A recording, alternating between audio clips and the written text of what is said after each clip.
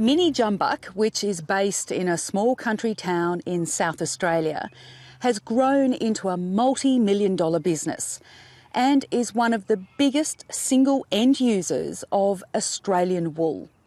Its quilts and other bedding products are sold domestically in major department stores, and the company is also eyeing off some lucrative overseas markets. But as PRUE Adams reports, this 40-year success story has sprung from very humble beginnings.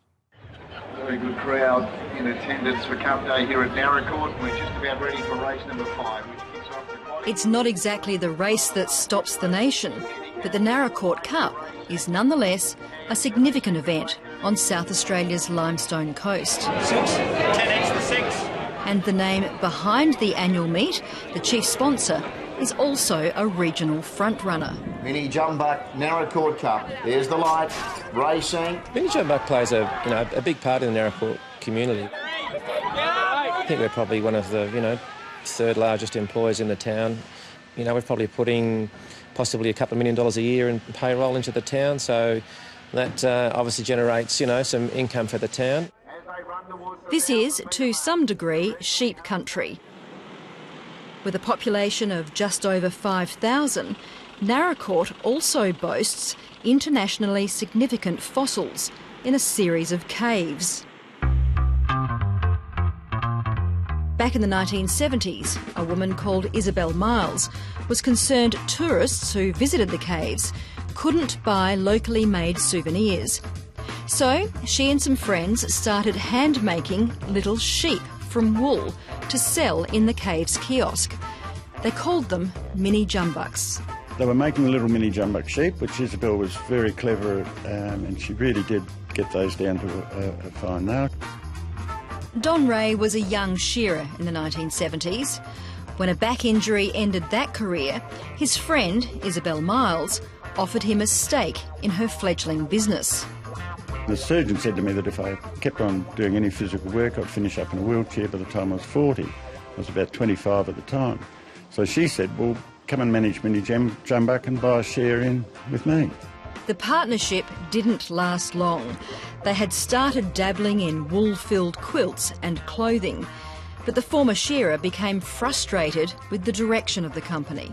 It was just a complete disaster, and she kept on pouring more money into it and I didn't. And we were in the accountant's office one day and we had a bit of a blue with the accountant, and she said, well, if you're so smart, buy me out. Bankrolled by his parents, he spent $35,000 buying out his business partner. And so began a decade in which the new owner literally took to the road, selling the concept of wool bedding to salespeople and potential customers. And it was done in a most unorthodox way.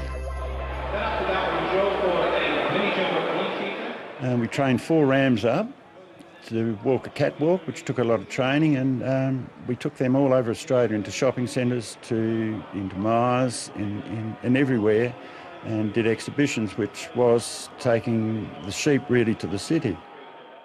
He even brought a herd of sheep once into a hotel in Melbourne, just going from the sheep's back, doing a shearing in the actual hotel, and then getting the fleece and how they clean the fleece and all the way to get it to the point of actually manufacturing wool products.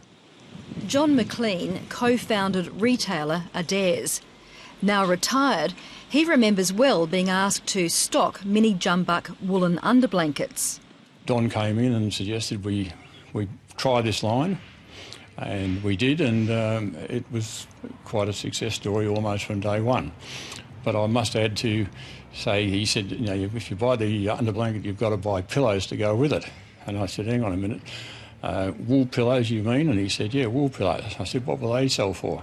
And he said, oh, $20.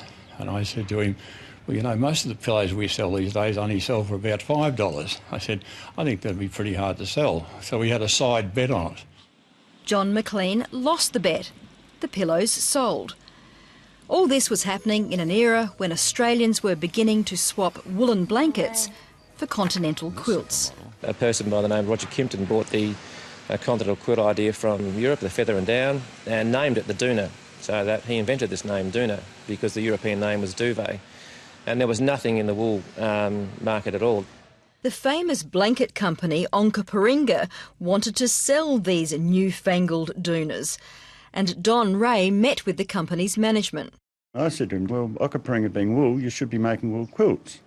And I said, we are making them and just starting. And I didn't hear anything for about 3 months, and he rang me and said, you know, he'd like to discuss it. And then we signed a 4-year contract with Onkaparinga to make the wool quilt for them, which was the beginning for us to manufacture. From the South Australian countryside, the town of Naracoorte, comes a range of top-quality, pure Australian wool bedding products. Because through from about 1979 right to 86, I think our turnover turned over from 100,000 turnover to 4 million. And that's a massive growth. It sounds good and everything else, but, you know, you just don't get all that money in at once. You've got debtors and extra stock and yeah. It really was the birth of our industry in terms of wool quilts. There were none on the marketplace. The shop frontage changed over time, but Managing Director Darren Turner, who has been with MiniJumbuk's since the 80s, says the factory is where the real changes have been made. Well, this is really where it begins. We actually start by choosing the best Australian wool. The wool's then washed and cleaned, so all the grease and grass and seed, etc. is removed. And then we have it specially treated for machine washability. The wool has been scoured in Australia, but needs to be sent to New Zealand to be shrink-proofed. I guess with the consolidation of the industry, we have to, for shrink-proofing, it has to be done offshore in Australia. The wool's grown here, it's scoured here, but it has to be processed offshore. So we're shipping across the ditch and then bringing it back. They churn through almost 400 tonnes of wool a year, making it one of the country's biggest single users of Australian wool. And the raw product needs to have come from a good, consistent wool-growing region like the Limestone Coast, so the fibre is not brittle. The type of breed that we would use for the filling in our quilts is predominantly a crossbred, so it's bred with a merino and another sheep, and typically what we call a downs wool. Merino's it's got a small crimp and it's quite soft and flat, so it might be fine for suiting, but for a quilt it doesn't really have the bulk for the filling. And that downs wool has what you call a curly crimp. If you imagine a spring, it's so when you put it inside the filling, it has this resilience and spring back. So the type of wool we typically want to use is a downs wool around 32 micron, sourced from a good area. 4 years ago, MiniJumbuk came up with an idea which would allow the quilts to be lighter while also maintaining warmth. Airlight was something that we developed as a concept. We had wool carding machines that comb the wool and tease it into a layer and build those layers up. What we wanted to do was try and get the lightest possible layer, or web as we call it, and put as many of those on top of each other, so in between each layer we trap more air. Employing around 50 local people, they manufacture a range of quilts with differing levels of warmth. And they're almost evangelical about the beneficial properties of wool bedding. Got these beautiful properties that manages the sleeping temperature of not only yourself, maybe a partner that might sleep hotter or colder than you.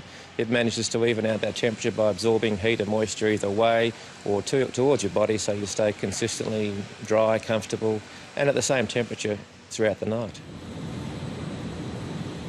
While the lighter weight quilts also contain some cotton, the company has never been tempted to branch out into other fibres or synthetics, preferring to stick with what they know and love. And Darren Turner says something you don't often hear these days, particularly in South Australia, where manufacturing is in the doldrums. It's a good time to be in manufacturing, providing you're making something that is of good quality and you've got a slight point of difference over perhaps your competitors. The weaker Australian dollar and increasing cost of doing business in China, he says, are proving very helpful for local manufacturing. Have you ever been tempted to move it all offshore, away from here, to move your manufacturing offshore? No. The technology that we've introduced and worked with over the last 40 years, and when we lead the world, we've been to We've been to some plants in Europe where they make, expensive feather and down quilts and benchmarked ourselves against those over the last, decade or two. And we're right up there in terms of quality manufacturing. Everything here that goes out is the same as the one that was made an hour before or an hour later. So quality for the MiniJumbuk brand is just a number one priority for our business. So there's never been a temptation to go offshore. The favourable currency conversion means the company is looking to ramp up its overseas export. Mostly, though, their product is sold through domestic department stores, and Adairs is still one of their main retailers. Today it's probably the only product that is Australian made. I mean, there would be some fringe products, but certainly the only major product. Sheeting all comes from China or India. Towels all come from China and India these days. So in our business, the wool quilts and underblankets and pillows are probably the only thing that's really manufactured in Australia. Aside from making quilts, there is another line of woolen manufacturing Don Ray's group of companies has branched into. Their factory in Adelaide is the country's last remaining sliver knitter. It's a method of meshing wool fleece into synthetic backing, making a man-made sheepskin product, which is exported to New Zealand, Canada and the United States. So where's this going, Rod? This is going to you guys, Don, after MiniJumbuk, 50 weight. The health and aged care industries use many metres of this stuff, and it's also made into car seat covers and mattress protectors.